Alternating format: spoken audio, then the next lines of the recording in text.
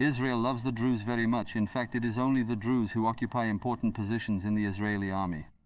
They even had a battalion. There was a battalion called Herev Battalion. They have ruthless troops, and seriously, they are very sympathetic to each other. As far as I know, they are the vanguard group in wars and so on. Exactly like that, Ms. Atem. I mean, they are ruthless men fighting on the front lines.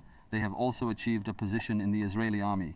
There are Druze in the command level. They made it all the way up there. So when we look at it like this, it seems very clear that Israel, the Golan Hills, the Quneitra region and Mount Hermon, and in Deraa and Suwayda, a chaos in that region based on the destabilization it has done through ethnic structure, or we can make a mess, to give autonomy to the Druze structure here, and in the long run to annex it to Israel.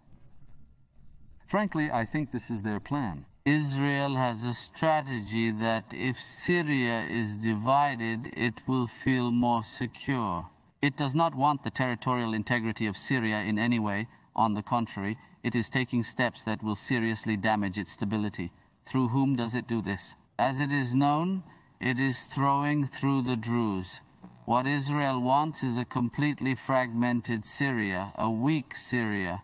He wants a disarmed Syria if he can. You know he attacked all the warehouses with heavy weapons. If he's not mistaken, he has attacked 1,600 times since December 8th, which is not a small number.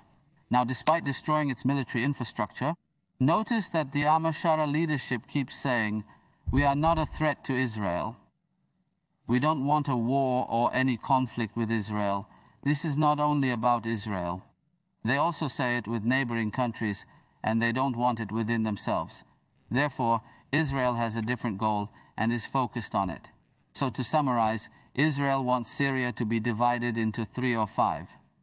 Unfortunately, it seems to be divided into 3 at the moment.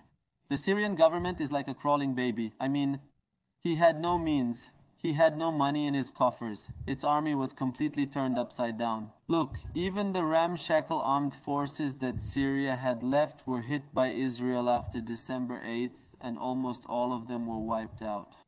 Of course, with Turkey's efforts, Syria has come to certain points, but it is very easy to expect Syria to completely dominate its territory at this stage. There are countries that are taking advantage of this, and Israel is one of them. Therefore, at this stage, we see that the presence of Turkey, especially Foreign Minister Hakan Fidan in Washington, is very important. It is necessary to see that Turkey has come to a standstill. If the United States and Israel have a roadmap in mind, they may not dictate that roadmap directly, but they may dictate it step by step. I think it will.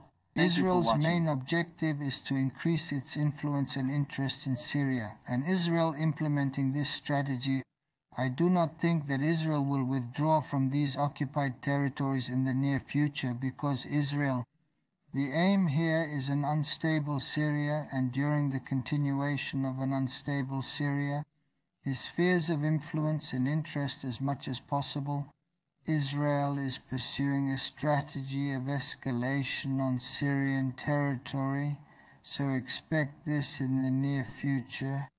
As you know, the U.S. policy on Syria and the Middle East in particular is being implemented through CENTCOM.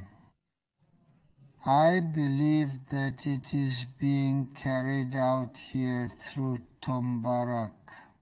And we look at his sympathetic pictures with them, and soon we realize that the commander of CENTCOM is Tariq, so here he is with Shagray. Playing a basketball is more than playing basketball. And we need to understand Israel a little bit, because since the collapse of the Soviet Union, the geopolitical balance of power shifted.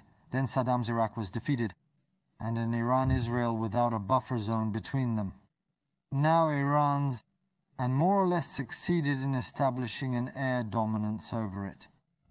That leaves only one country for Israel to target, and that is Turkey. Now, the reason why I say that we need to understand Israel here is because this is how we start this sentence. We have to resolve this Syrian issue. Gaza has been evaluated from the beginning. All international agreements, whether Israel is a unilateral international party or not, have been thrown in the trash. Right now, Israel is surrounded, including the West Bank, including the Jordanian border, including the Egyptian border, which we may start talking about soon. Israel is a geography of its own. Buffer zones, which I can summarize as wanting to keep them out of rocket or missile range.